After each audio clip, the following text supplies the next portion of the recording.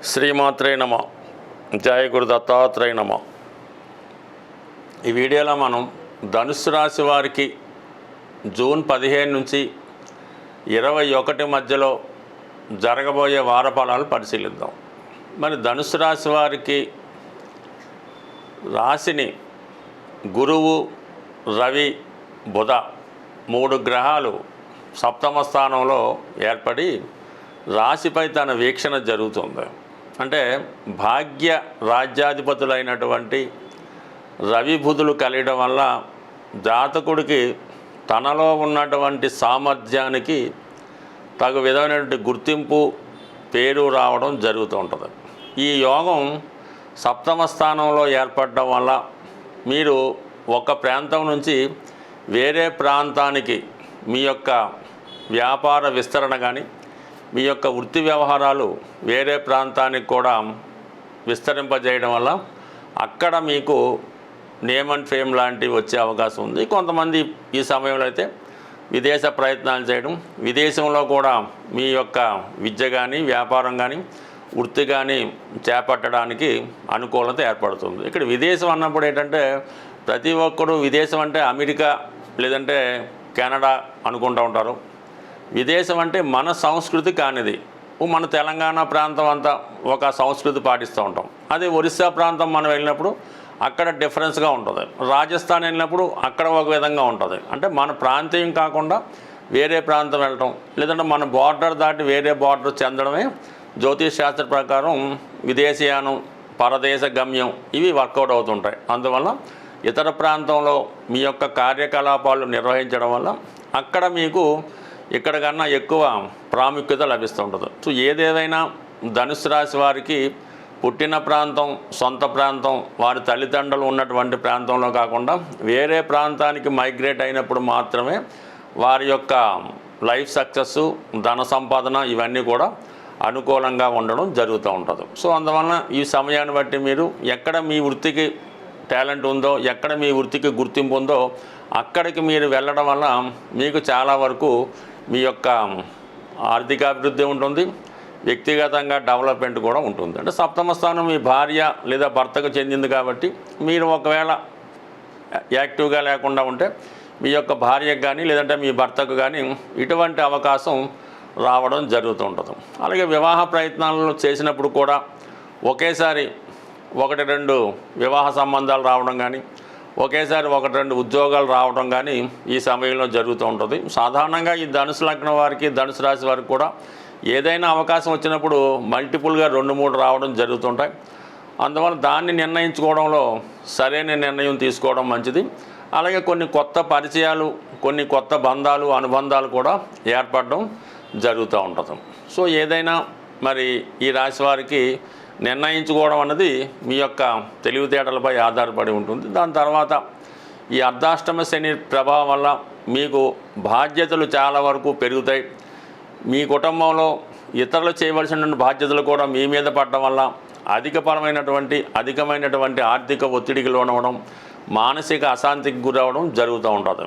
వ్యక్తిగతంగా ఈ సమయంలో ముఖ్యంగా మీ తల్లిగారితో కొంతవరకు విభేదాలు లాంటివి కూడా కొన్ని సందర్భాల్లో రావడం కానీ, వారికి ఏదైనా అనారోగ్య సమస్యలు రావడం కానీ జరుగుతుంటుంది. అలాగే కొంతవరకు స్థిరాస్తి అమ్మాలనే మీ ప్రయత్నం కానీ, వేరే చోట స్థిరాస్తి కొనాలనే మీ ప్రయత్నం ఏదో కారణం వల్ల అడ్డంకుల కారణంగా ఆగడం జరుగుతూ ఉంటుంది. అయితే రాహు 3వ స్థానంలో ఉండడం వల్ల చాలా ధైర్యంగా మన స్థాయిని మించినటువంటి ప్రయత్నాలు చేయడం జరుగుతుంటుంది.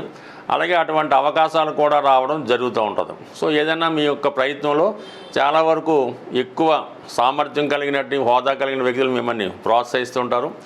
నిదానంగా అయినా దాన్ని ఉపయోగించుకుంటే ఇమీడియట్గా కాకపోయినా తర్వాత అయినా సరే మీ యొక్క అభివృద్ధి అంటే స్థిరాస్తి కొనే విషయంలో, సొంతంగా ఇల్లు కట్టుకునే ప్రయత్నంలో చాలా వరకు ఈ సమయంలో నెరవేరే అవకాశాలు ఉన్నాయి. అంటే ఇప్పుడు ముఖ్యంగా ఈ శుక్రుడు 5వ స్థానంలో ఉండడం వల్ల మీ యొక్క ఇష్టమైనటువంటి వ్యవహారాలు ఏదంటే మీ మనసులో ఒక కార్యక్రమం చేద్దామని ఆలోచన ఉంటుంది. ఇది ఒక పెళ్లి చేయాలి అమ్మాయికి, అంటే వ్యక్తిగతంగా మీరు పెళ్లి చేసుకోవాలి, లేదంటే ఒక విల్లా కట్టాలి, ఏదైతే మీ మనసులో కోరిక ఉందో అది చాలా వరకు నెరవేరే అవకాశం కూడా ఉంది.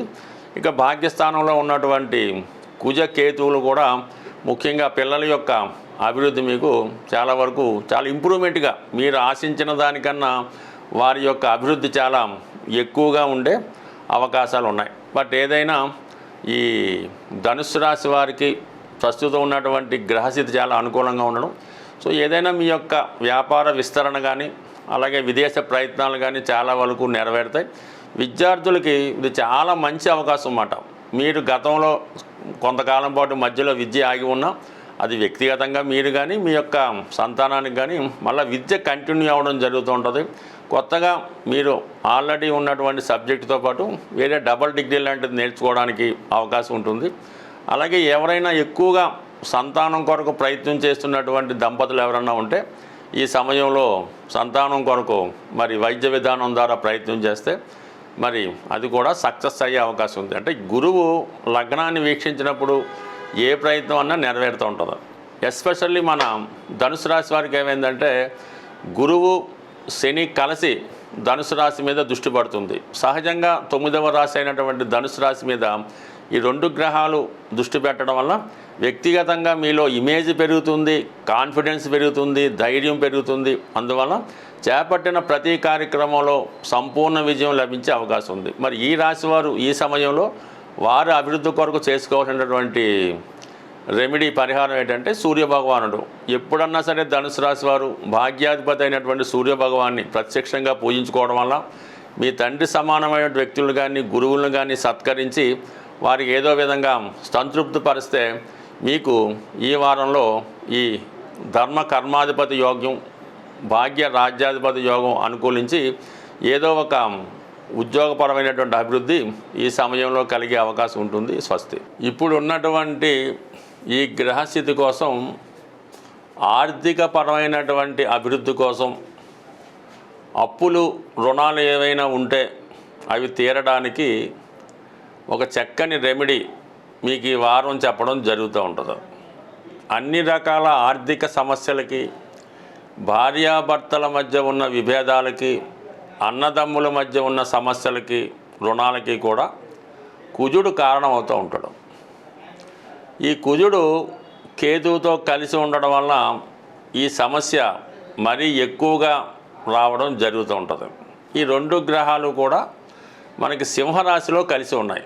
రవి యొక్క రాశిలో కలిసి ఉండడం వల్ల ఇప్పుడు మనం రవి గ్రహానికి పరిహారం చేయడం వల్ల మనకి ఇప్పుడు చెప్పినటువంటి సమస్యల నుండి విముక్తి లభించడం జరుగుతూ ఉంటుంది. దీనికి మీరు చేయవలసిందల్లా ఏంటంటే ఇది చాలా పురాతన కాలంలో ఉన్నటువంటి రెమెడీ. ఇది నాడీ గ్రంథాల్లో ఉండడం జరుగుతుంది. ముందుగా మీరు ఒక ప్రమిదను తయారు చేయవలసి ఉంటుంది. అంటే ముందుగా మీరు ఒక మట్టి ప్రమిద ఒక పెద్ద సైజులో తీసుకోండి.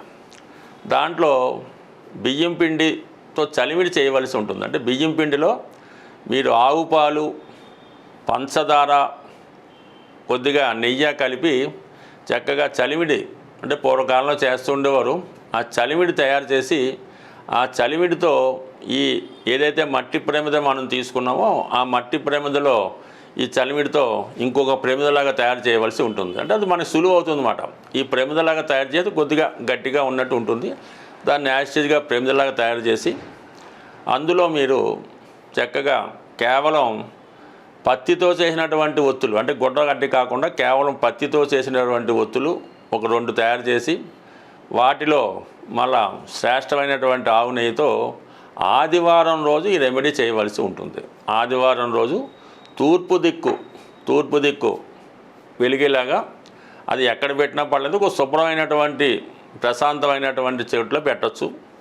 ఈ విధంగా తూర్పు దిక్కున ఆ ప్రమిదలో నెయ్యి పోసి చక్కగా వెలిగించి నిత్యం దొరికే మనకి ఈ పసుపు రంగులో ఉన్నటువంటి చామంతి పూలు, అంటే పసుపు రంగులో ఉన్నటువంటి చామంతి పూలు ఆ ప్రమిద చుట్టూ పెట్టవలసి ఉంటుంది. అంటే 12 రకాల చామంతులు, అంటే 12 చామంతులు చుట్టూ పెట్టవలసి ఉంటుంది. ఇది 12 రకాలుగా ఆదిత్యులు కాబట్టి ఈ 12 చామంతులతో ఈ దీపాన్ని చాలా వరకు కనీసం ఒక 2-3 గంటలు వెలిగేలాగా ఉంచవలసి ఉంటుంది. అది ఆ దీపం ఆరిపోయిన తర్వాత సాయంకాలం చక్కగా ఈ దీపాన్ని మళ్ళీ అది ఆటోమేటిక్గా బయటకు వచ్చేస్తుంది. కాబట్టి ఈ చలిమిడితో చేసినటువంటి దీపాన్ని మీరు చీమలకు ఆహారంగా చీమలు ఉన్న చోట పెట్టచ్చు. లేనిచో ఆవుకి ఇది పెట్టడం లేదు. ఎందుకంటే మరి నెయ్యి గట్ట అంత తయారు చేస్తాం కదా, చాలా బ్రహ్మాండంగా ఉంటుంది. మీరు కూడా ప్రసాదంగా తినాలంటే తినొచ్చు, తప్పులేదు. బట్ ఇది ఆవుకు పెట్టడం వల్ల మీకు ఉన్నటువంటి ఆర్థిక సమస్య ఏదైనా సరే బ్రహ్మాండంగా సాల్వ్ అవుతుంది. ఇది సాధారణంగా ఏదో ఒక వారం పెడితే ఏది కూడా పనిచేయదు. కనీసం 3 వారాలు పెట్టవలసి ఉంటుంది. ఎందుకంటే ఈ కుజుడు కేతువు కలిసి సుమారుగా ఇంకా ఒక 40-50 రోజులు అక్కడ ఉంటారు కాబట్టి ఒక 3 ఆదివారాలు ఈ పరిహారం చేయడం వల్ల చక్కగా ఇది అన్నీ కూడా చాలా శుచిగా ఉండాలన్నమాట. అప్పటికప్పుడు తయారు చేయనట్టు ఉండి నమ్మకంగా పెట్టడం వల్ల కంప్లీట్గా మీకు సూర్య భగవానుడు ఇస్తేనే మనకి ధనం రావడం జరుగుతుంటుంది. ఏదైనా ఒక అక్షయ పాత్ర ద్రౌపదికి ఇచ్చిన, ఒక శమంతకమని మరి ఛత్రాజిత్తుకి ఇచ్చిన సూర్య భగవానుడి వరప్రసాదం వల్లే మనకి ఈ ధనం ఆరోగ్యం లభిస్తుంది. కాబట్టి ఆ ఆదివారం రోజు కూడా మీరు చాలా నియమంగా ఉండాలి. ఏ ఇంట్లో అయితే మనం ఈ దీపం పెడతామో అక్కడ ఈ మాంసాహారాలు ఇటువంటి ఏమీ లేకూడదు. ఆ రోజు 99% ఈ శృంగారానికి కూడా దూరంగా ఉంటే ఇంకా మంచి ఫలితం రావడం జరుగుతుంది. స్వస్తి.